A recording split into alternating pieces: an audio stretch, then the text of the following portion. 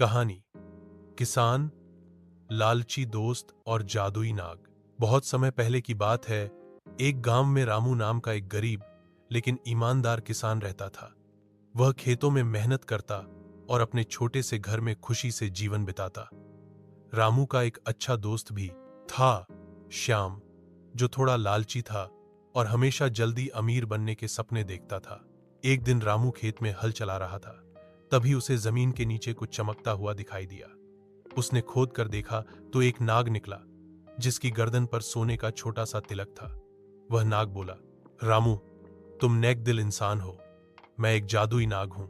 मैं तुम्हें रोज एक सोने का सिक्का दूंगा, पर एक शर्त है, इस बात का जिक्र किसी से मत करना। रामू ने वादा किया और हर दिन नाग उसे एक सोने का सिक्का देता। रामू धीरे धीरे थोड़ा बेहतर जीवन जीने लगा। श्याम ने देखा कि रामू अब अच्छे कपड़े पहनता है और घर भी ठीक करा रहा है। उसने रामू से पूछा, तू अमीर कैसे हो गया? रामू पहले टालता रहा, लेकिन श्याम जब बहुत जोर देने लगा तो रामू ने उसे सच्चाई बता दी, नाग और सोने की बात। श्याम की आंखों में लालच आ गया। उसने सोचा, अगर मैं उस नाग को मार दूं तो सारा खजाना मेरा हो जाएगा। अगले दिन श्याम चुपके से रामू के खेत में गया और नाग के आने का इंतजार करने लगा। जैसे ही नाग जमीन से निकला, श्याम ने उस पर डंडे से वार कर दिया। नाग बुरी तरह घायल हो गया, लेकिन मरने से पहले फूफकारता हुआ बोला, लालच ने तुम्हें अंधा कर दिया।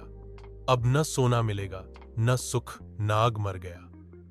रामू को बहुत दुख हुआ, न केवल अपने दोस्त की गलती पर, बल्कि उस नेक जादुई नाग की मौत पर भी।